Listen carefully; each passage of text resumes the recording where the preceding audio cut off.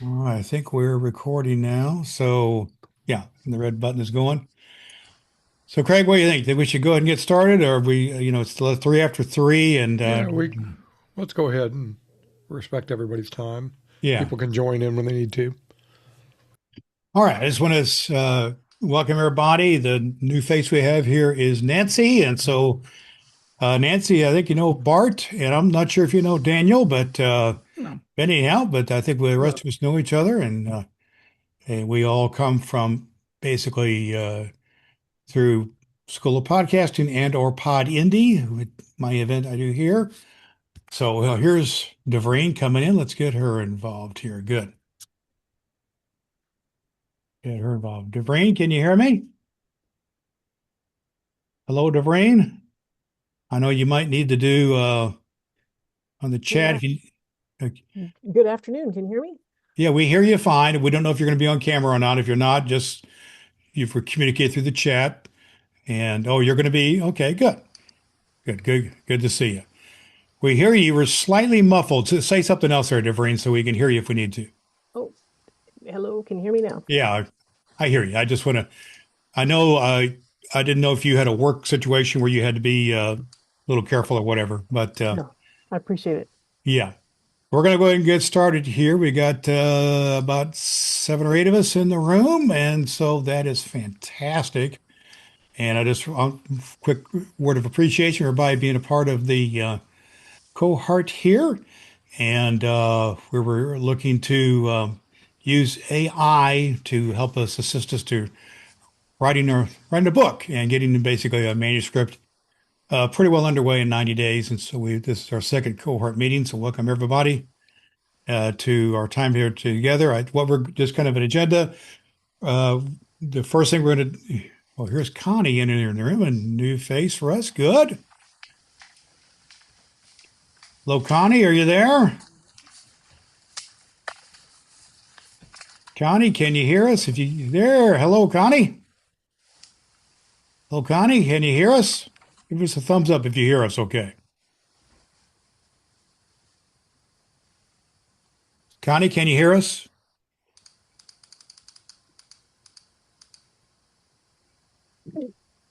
Hey, Connie, are you hearing us okay? Can you give us a thumbs up if you can hear us? Is everybody else hearing me? I just want to make sure. yeah, Oh yeah, you're good. Yes. it hmm is not. I think it's on her end, right? Yeah, Connie, do you hear us or not? she's hmm, she's not. Okay. Maybe send her something in the chat. She I'm trying may to do right have her now. wrong speakers. All right. Mm.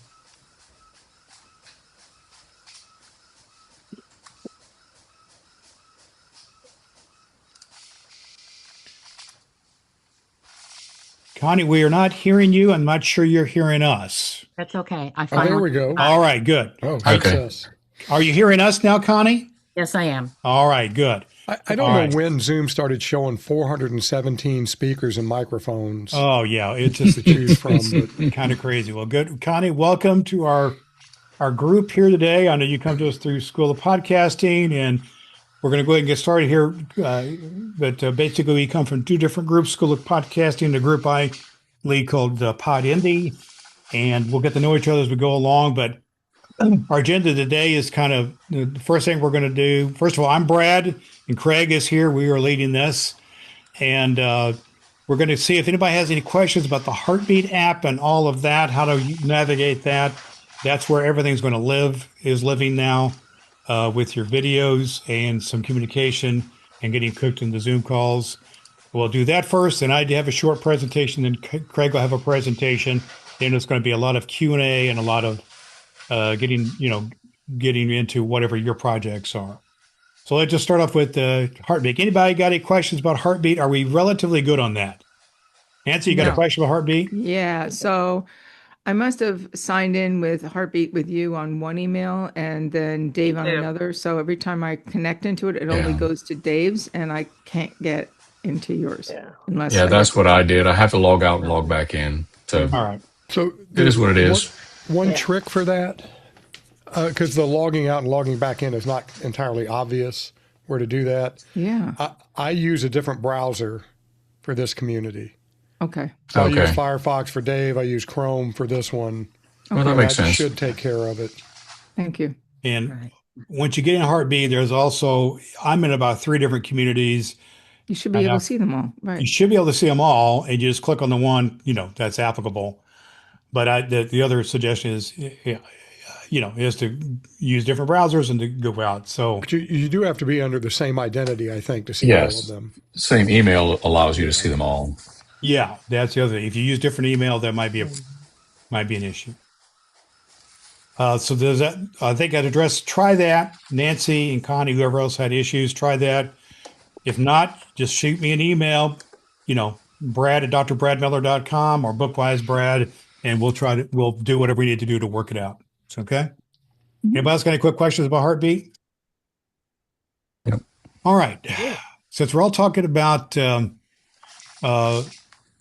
writing in one form or another, I just have a short presentation to show you when I get to the share button here from stuff I've been working on and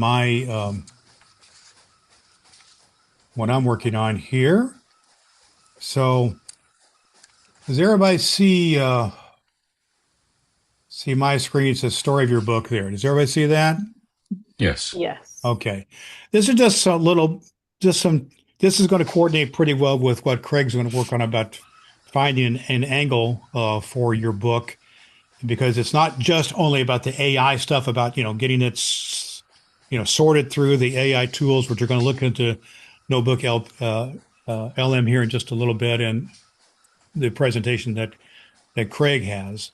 But just a few things about your book is your story, and I just want to give you kind of the framework I'm working on as I build my book, which is about basically my own cancer journey and how I look to serve people in that process. So the story of your book, and this is just a relatively simple 4-step storyboard that I'm using to craft and kind of help me organize what I'm working on in my book. So the 4-step storyboard.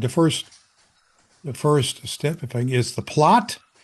And that is having an idea of the whole story and the hero of the story. In my case, I'm trying to make the hero of my story the people, it's not so much myself, but I represent those people who are having issues dealing with cancer and how to navigate that. So they're kind of stuck in that. So I'm going to make a person, kind of my avatar, the hero of my story, and for the story lineage to go around through that person's story, and to do that. So that's what I'm looking to do, and that's kind of the plot issue. So then the second part of the 4-part framework is the problem. That is what's stopping you from getting, what is the problem? What is stopping you? In my case, it has to do, if a person is diagnosed with cancer, it kind of stops your world and you have a hard time feeling, how you're going to have fulfilling your life and get through some things along that line. So that's the problem. What's stopping them? What is the problem? In my case, it's how to navigate cancer and how to get through that in a way that you still can live a fulfilled life. So the idea and the part of your book then is to name a problem. I'm just a big believer. If we in our content can help to address a problem, that is going to be a really significant part of what we can offer to people. So you got the plot is the first thing, the problem is the second thing, and that you can do as part of this 4-part framework. And the third part is the promise. That is, what can I do to help them to get through and to address the problem? And so in my case, I have a process that I use, and I have a counseling process and a coaching process that I help people to get through the situation and to name the problem and to get through it. So that's the promise that I'm looking to make in my book. And several chapters in my book are all about this promise and then how to get there. So it's the plot, and the problem, the promise, and the fourth part of this is the pathway. What are the steps that get you there? And so that's the kind of the main body of my book I'm working on. I have a 4 step process that I have, and I have a chapter or two on each part of my process. In your case, I just encourage you to have some sort of a pathway to help people to be the heroes of their story and to deal with the problem and to get through that. So that's the pathway. And then that kind of the pathway, of course, then eventually leads you to come back to the promise. What is the conclusion? What is the result of this? And so, four parts of this, relatively simple here, but this is kind of what I use as a framework here. Plot: who's the hero? What does the hero want? What do they need? What's the exact problem that they are, what's stopping them from doing what they need to do? The promise: how can I help them with the book I'm writing? In other words, it's not just kind of a whiny story about the problem. It is, because you can get stuck there. I don't want to be stuck in a book that just is talking about the problem. I want to tell people have a solution to it and what's the pathway to get there. And so I use a tool here, or kind of a book. It's called the book hook, create a book hook, which kind of helps me to do this promise. And it's a fill in the blank thing that I do. That kind of, what is the it's the problem plus the process equals the problem plus the process equals the promise. And then how can I put that basically down in one sentence or two, and to do that. So here's the framework that I use, and this little thing will be in in the materials for the course as well. It's just a fill in the blank thing. This says most blank, that's your target audience. In my case, that's people impacted by cancer. Struggle to what? What is the problem they have? And this book teaches your framework. So what's the outcome? What's the promise of the transformation? So for me, then, that kind of comes out this way. Most cancer impacted people, that's the target audience, struggle to cope, state the problem. And that's a key word I'm using in everything I'm doing is coping. So I like to coping. So the podcasts I do, for instance, help people to cope with hope and humor, to help. Basically, the mission statement of my podcast is helping cancer impacted people to cope with hope and humor with their situation. So I use the process, and I call it kind of, instead of a coping mechanism, I call it a coping organism, and that helps people to kind of do this intrinsically. And so this book teaches this pathway that I teach in the framework here. It's called the ACTS pathway. And so several chapters of my book are devoted to this. A is for action. C is to connect with other people and with the spiritual power. T is to think strategically, and the S is to serve others with love. And so I unpack that in kind of the main body of my book, so they can come out to the promise then of having a hopeful, helpful, humorful, have a fulfilled life. That's the outcome in the transformation. So that's what I wanted to share with you, kind of as a starting point for what we're dealing with here today. So anybody have any quick questions about that before I turn it over to Craig here? Nope. Okay. I hope you found that helpful. I'm going to stop my screen share and come back here to the group. All right, good. All right, we're going to move on then. So the next part of our presentation is Craig is going to kind of jump off from here and talk about how to use AI tools to help us do some of what I was just talking about there. So You're going to have to allow me to share. yeah, I just hit the allow there. There we go. Are we good? Success. Are we good? Are we good now? Yep, we're good. All right. So Craig, take it away, my man. So as promised, this is going to be a lot less lecture-y than last time. Some of you very smartly missed that part. So, but I want to kind of level set here. So this is session 2 of 6 sessions we're going to have. We're going to cover a lot today, but I'm going to try to show you how to do some of these things rather than just talking at you.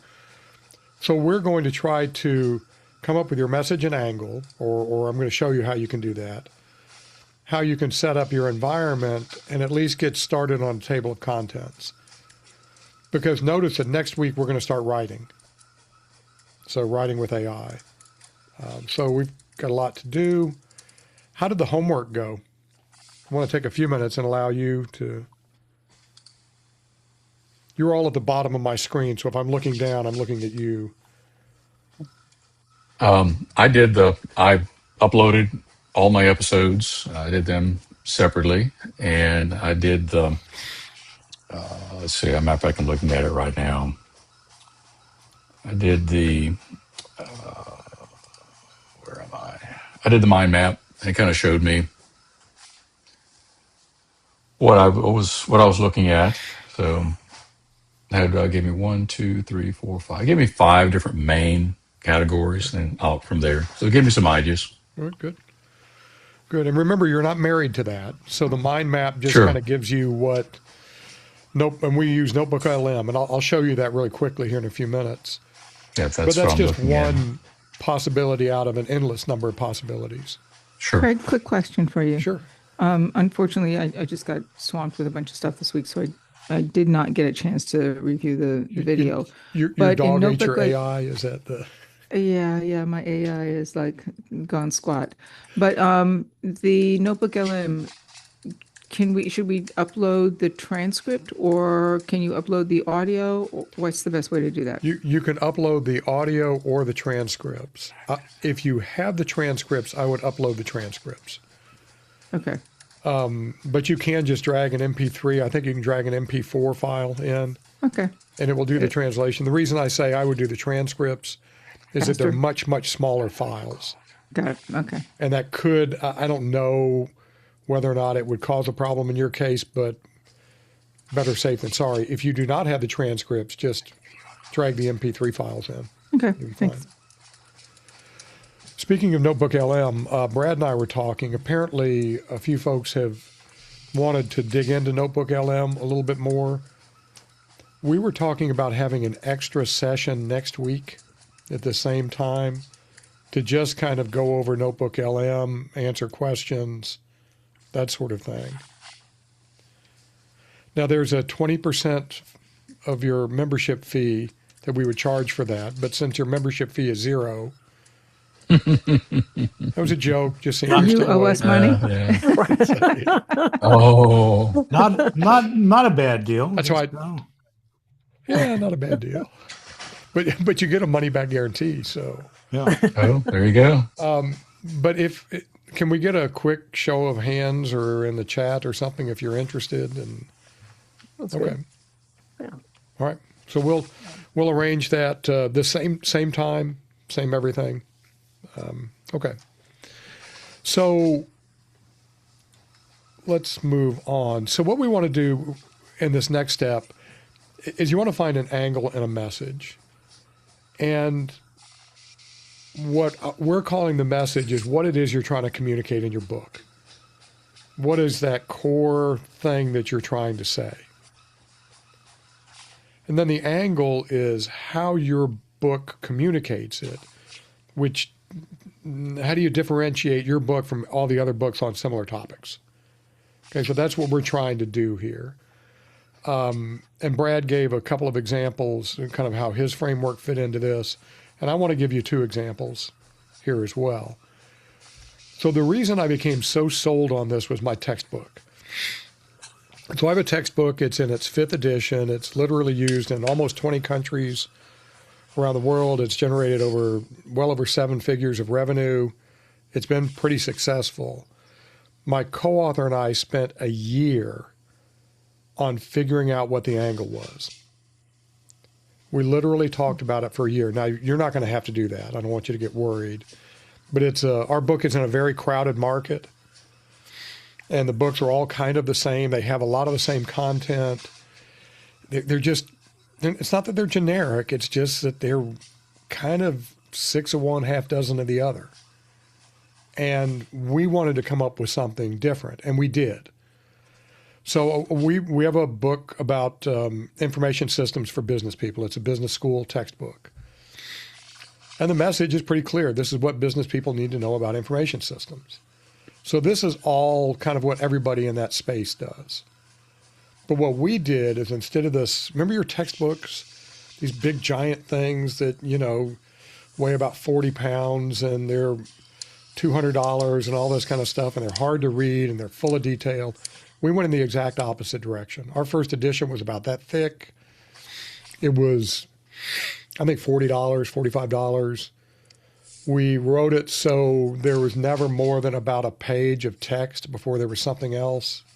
And that's why our book was successful. So it wasn't so much the message, although it was a little bit of that. It was really that angle. So it's worth spending some time thinking about your angle. And this is where you come into your topic. Like with Brad, this whole idea of using humor is a pretty distinctive angle on coping with having cancer. So if it was just another cancer podcast, it gets lost and the book would get lost, but he's got this particular approach that everything's built around. I want to pause for a second. Does that make sense? Can y'all see the value in that? Yeah, very much so. Okay, so this is going to be a very back and forth process. So don't rush this. There's a tendency to want to start writing. Don't rush this angle because it's going to infuse everything you do. Every one of our chapters had our angle embedded in it. Every word that we wrote, if we had a big word or a small word, we'd use a small word. Shorter sentences, everything to make the book more accessible. And so you really want to nail this down because it's the foundation. It's one of the foundations on which the whole book is going to be founded. Was that redundant? It's the foundation on which it's going to be founded. But anyway, that wasn't good.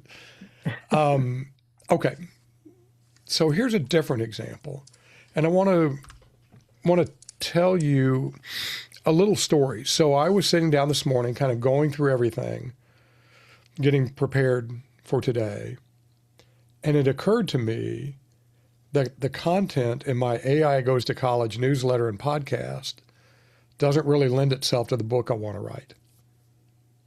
I've got a very, I think, unique and interesting idea for a book about AI that I want to write.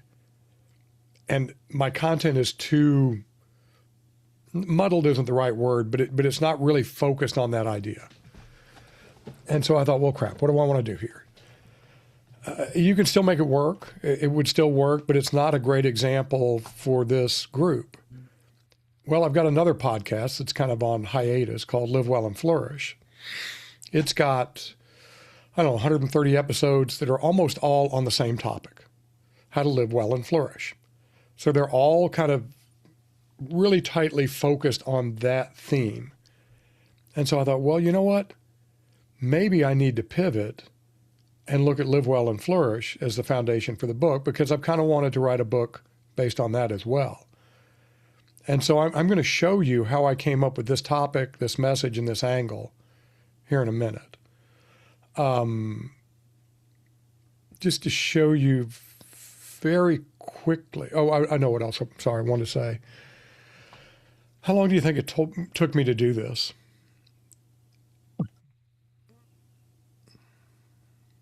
Guesses? 2 hours.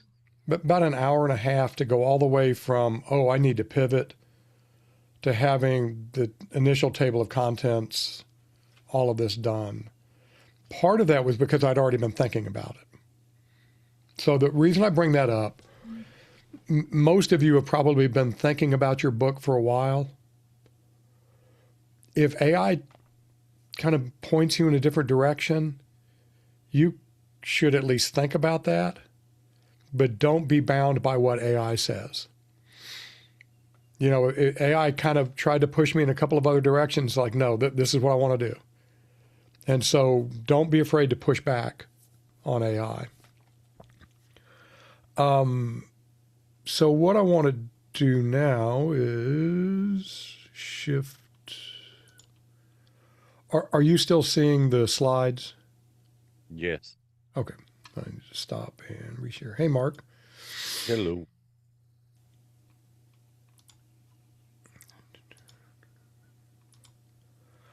All right, so I want to show you, sorry, I've got to rearrange things here.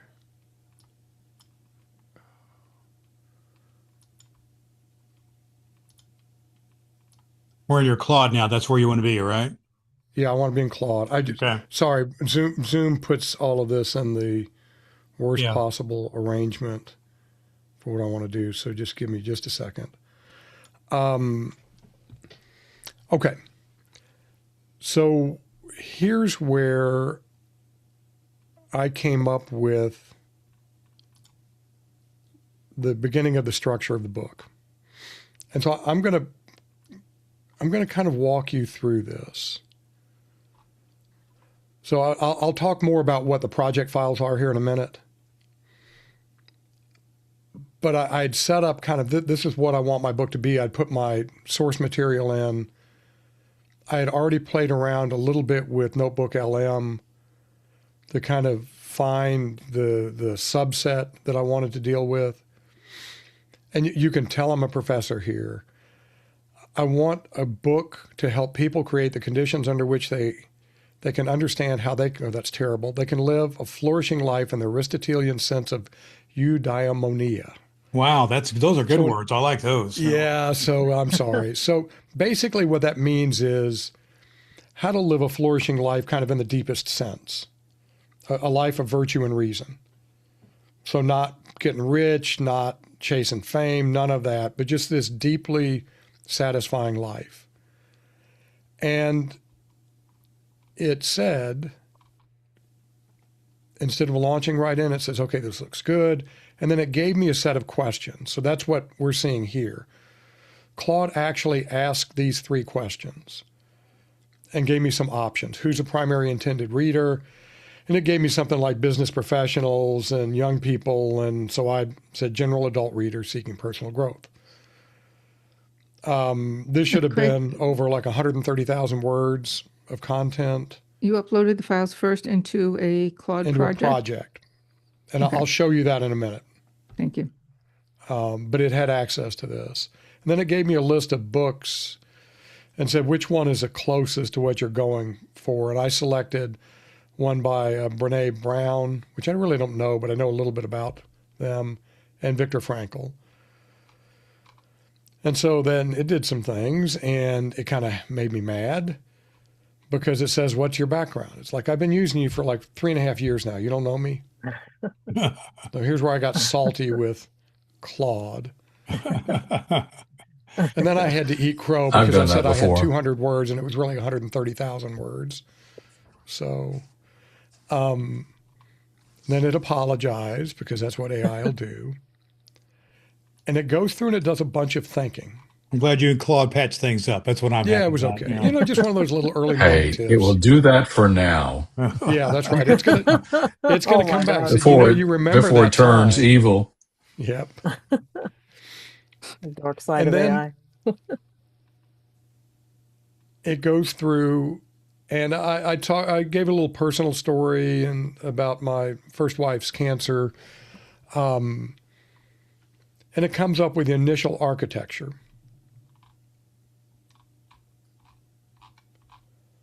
So here, to Brad's point, here's the problem we're solving.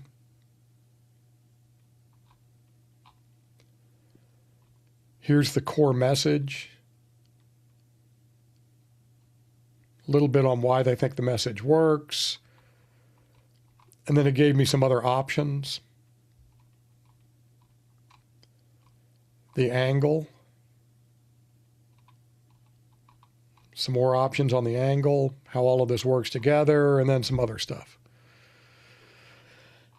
And then I got to thinking, you know what?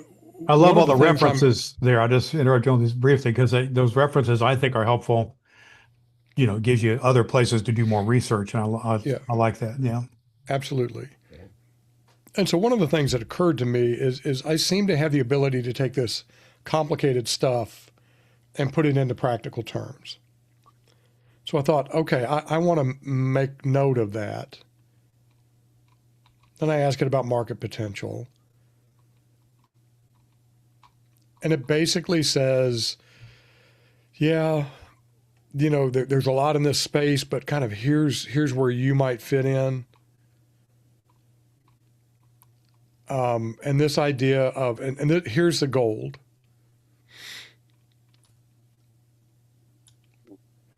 The gap between deeply philosophical content that's highly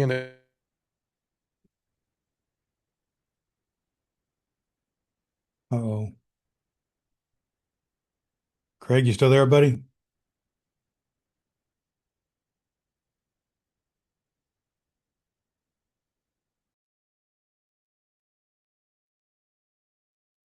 Okay. My screen went away. Are people hearing me? Successful in their careers. Externally, everything looks good, but there's just something bothering them.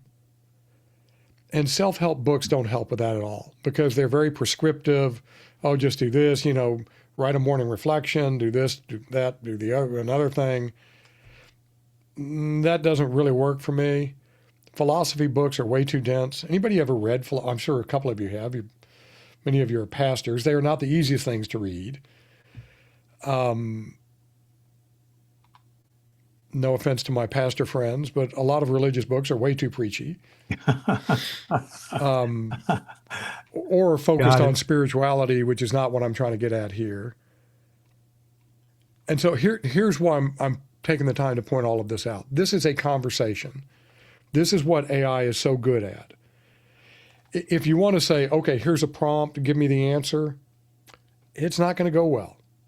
You have to go through and develop this just as if you had somebody sitting across from you in a coffee shop.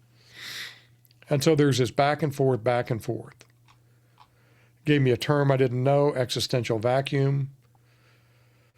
I'm going to have to go back and look at Frankel and see if he really said that, but it fits. It says there's a market for this. Okay. Now back to the point. Let's refine the message/angle document.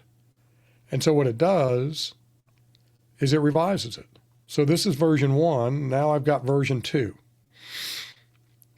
By the way, this is a downloadable file. You can copy it. You can download it. I'll show you about adding it to a project. It does it in a language called Markdown, which is kind of like HTML. It's useful for a lot of things, but you can download it as a PDF.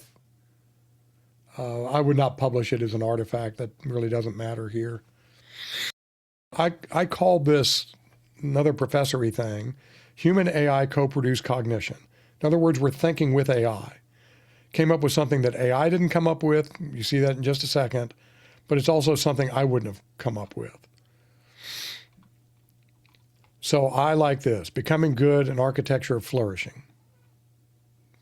It says, oh yeah, that's pretty good. And then it's like, wait a second, I didn't quite like that either, even though it was my idea. Building an architecture of flourishing. Now we have a title. And who knows, it may change. But I liked it, AI liked it, gives me a few comments. And then at this point, I wanted to stop this conversation. So I'm going to stop talking at you for a second and see what kind of questions you might have. I'm going to interrupt just for a second here. On 2 occasions, my screen went blank and I had a message that said my internet was down. And so now I got one that says my internet is down. Were you able to see, Craig, that whole presentation? Everybody else? Mm-hmm. So make sure. It never dropped out for us.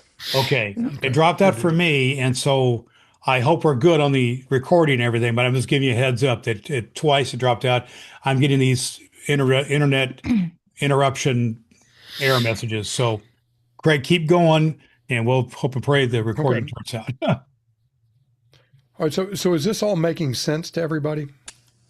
Yeah, Craig, I got a question for you. Sure. So you went up and it said to you, this is a viable subject. It's a good market for it. How do you know? I mean, how do you verify that the size of the market through this versus it just trying to be nice to you? So, I can tell you what I do, Nancy. Yeah. I'll right there ask it. I said, you mentioned XYZ. Is that real? Can you find any viable sources and cite them for me? So then Okay. I go look them up. Yeah. And I he'll say, was, oh, sorry. Yes, I went out and I could not find what. So it I just wanted to hallucinated. feel that. Yeah, I've done Yeah, things but like that, but I just wondered, is there a particular source that you go to verify a particular market in books versus others? I would ask it and let it try. Yeah, I would think about doing a deep research report on the market segment once you have that nailed down. Mm-hmm.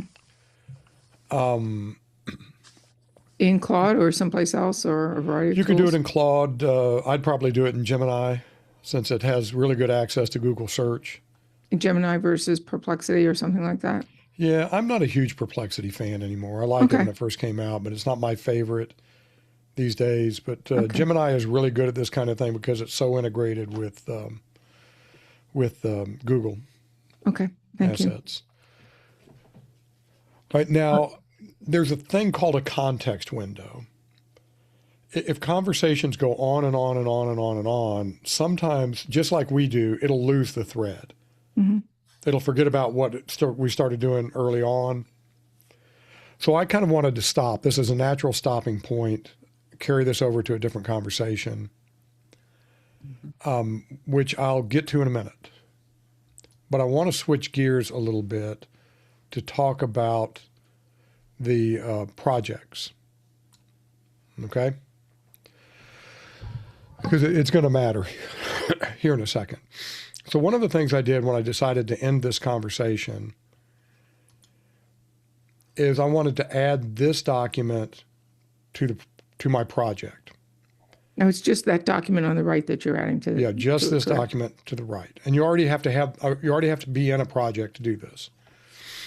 Fortunately, projects are pretty easy to set up. So I'm going to open up my sidebar. Question right off, Craig. Yeah. Are you in Cohort or are you just in the chat portion? I'm just in Claude, Okay. just plain Claude. And this would work almost exactly the same way in ChatGPT, the projects part. If you're in Perplexity, I think they call it Spaces. Mm-hmm. In the closest you can get in Gemini is a custom gem, GEM. All right, so a project, just click on projects. You'd want to start a new project. I'm not going to because I've already got it. When you start the new project, it just asks you some very basic information. What's the name? What's a description? Put as much in here as you want. But once you get the project created, you can give it instructions. So I have a set of instructions here. I like these markdown files. I don't want it to give me a Word file. And then I've got a skill. I'll talk more about skills later. Skills are special sets of instructions that Claude can invoke at any time. So the one I built that's relevant here is one that allows it to write like me. And I'll show you that in a minute. I love the term, Craig. So nothing Craig fancy. These can be very AIGT. long. Love that. Yeah. Well, for AI goes to college, so it's for Oh, help with okay. my I got it newsletter now. All right. writing. Yeah. Because I will eventually do a Write Like Craig research where it's my more academic voice. So that's useful. But here's where the real gold is. You can upload a fair number of files right here. I don't know that you could upload all of your transcripts. It really depends.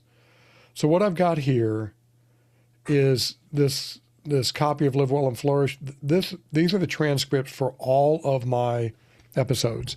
It's about 130, 140,000 words. So it's a big document. But now the project knows what's in here. Kind of like with Notebook LM, not exactly the same, but it's the same sort of an idea. And then I ended up adding the message and angle in here, and we'll see these other two here in a little bit. You can add files.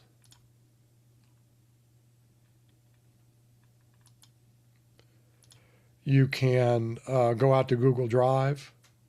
GitHub is a programming thing. You don't need to worry about that, but you can go into Google Drive, or you can just add text, copy and paste text in here. All right, so now whenever you're in this project and you're doing a chat, Claude or ChatGPT knows what the project is all about. So at work, it's almost like having back in the old days, they'd had the big project document shelf. It's almost like that. Same sort of thing. So if you think it's relevant to your project, put it in the project files until you see this 10% start to get into 70 or 80% full. Then you may have to start making choices. But Claude just massively increased the capacity for this, a huge increase. It's also just limited the free plan. I'm sorry, say that again. It's also just limited the free plan because I have a couple of projects and I has said, it? you want more projects? Pay up, kid. You know, and this is a decision everybody has to make. I would pay for Claude. You know, I think you pay by the month. I'll second that. So if you Yeah, pay I mean, for Claude, I've just been testing it, so I figure I'm Yeah, not going to test it and pay for it. As a matter of fact, I just downloaded all of my chats from ChatGPT, and I can import them into Claude. So I'll try that. On the I mean, pro plan, right? Versus the one that's I do have a $100 a pro. month. Yeah, I do have a pro plan. No, I don't have the $100 a month. $100. So, I mean, if you're happy with ChatGPT, keep it. But if ChatGPT isn't working well for you, I would strongly consider using Claude. I started paying for the $100 a month plan out of my own pocket, so the school doesn't pay for it. I just really, really like it. And just clear, this is the Sonnet version of Claude. Is that right? The Sonnet? Well, right now it's Opus. So okay. you just choose which model you want here. What's your recommendation for what we're working on here? I would reserve Opus for, especially if you're on the $20 plan, reserve it for really complicated stuff because Sonnet is pretty good. I'm getting a good result from Sonnet. Yeah, Sonnet's fine. Sonnet's fine. That's a question here, Craig. Yeah. So we've got a few mega files on Notebook LM. I assume there's no way to just bring those over into Claude. I'd have to do that manually. Yeah, you would have to do it manually. Okay. But if you, so what format were they in before you pulled them into Notebook LM? There were a lot. There were some Google Docs, some Word, some podcasts, a few YouTube videos. So the YouTube videos and podcasts are going to be a problem for Claude. But the others should not be. Okay. Well, I could just get a transcript from Descript. Yeah, if you can get the transcript, and if you run into problems with that, I can help you with that. But Okay. yeah, I mean that's one of the drawbacks of Claude over Notebook LM is it's not going to be as versatile in what all. Although I don't know. Let's see.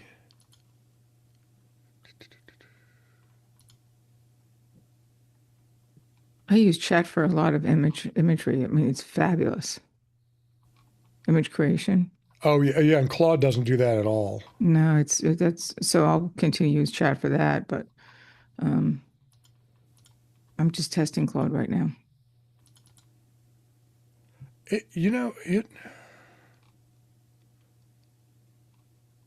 No, it's not going to let you pull in MP3s. So I didn't think it would. Okay, so you definitely want to use a project, whether you're using ChatGPT or Claude. And like I said, Spaces in Perplexity does kind of the same thing. Is anybody using anything else? Like Gemini or... Well, I get everything through Poe, which is, I'm using Claude through Poe. Is that working or? So Poe, you may have to look at bots.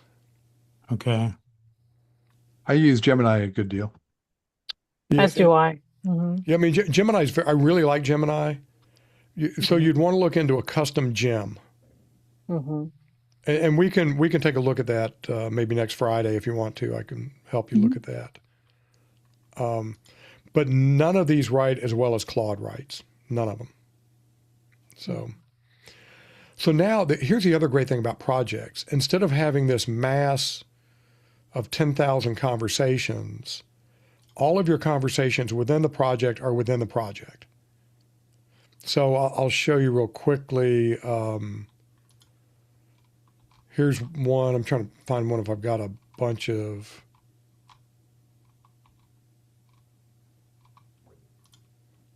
Here's one with a bunch of different conversations. And so I've got a lot of projects. All right, so back to the angle. So now I want to keep refining the angle. Whoops. Wait, wrong one. Here we go. And so we've got a tentative message and angle for the book. You can see that in the project documents. And this is my fault. There's Brad. It happened I forgot again. to tell it that I want the book to be focused on creating the conditions for flourishing. So what that means is that, real briefly, life can happen. And if you approach living a good life in the right way, like you focus on your character and doing the right thing, building the right habits, then even when external events turn against you, you still have that flourishing within your reach. So I didn't say that earlier. So now it comes up and asks me some more questions that are pretty good. I really like this one. How explicitly do you want this conditions not guaranteed distinction made in the book itself? Yeah, I should get him to make me co-host. Brad, maybe next time you can make me alternate host. Yeah, I don't know what's going on. I'm just getting this. I don't know if you're hearing me now, but I'm getting this. Apparently, some sort of a thing's going on my internet here locally. I'm getting this weak internet signal. Now, I apologize, but I've been hitting the record button every time. But You want me to try to make you co-host right now when we try to do that? No, I don't know if it would work at this point. Okay, I apologize, everybody, but But we've been going, so it's okay. are you all hearing Craig every time? Mine's gone up about 4 times on my end. Are you No, still it's just hearing him? We just get a message Yeah. that says a recording has been stopped. You drop off, and then you All right. come back on. So I've been it's hitting fine. I'm hitting the record button again every time, so hopefully I can piece it all together later on. So Yeah, it'll be fine. we'll see. So it gives me some things that's going to change. Then gives me another version of the architecture.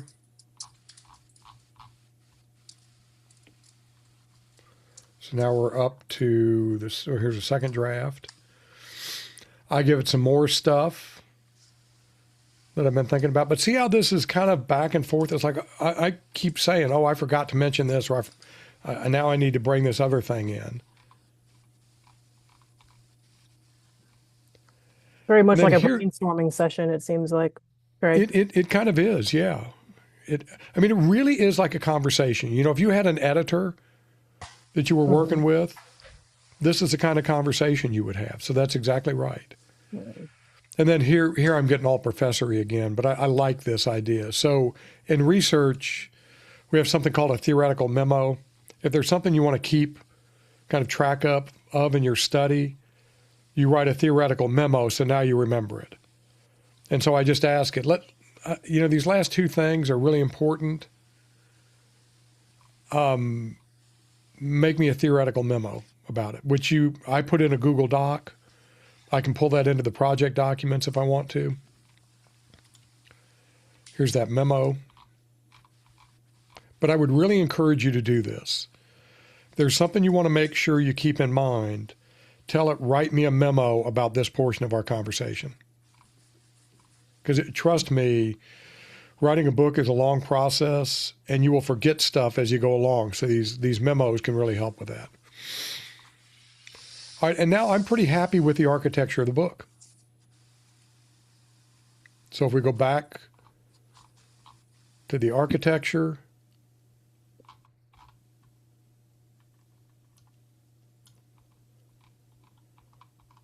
I still have to rethink the prologue thing. I'm not all that thrilled about it, but it gives me the different parts, the chapters, what the chapter should be about.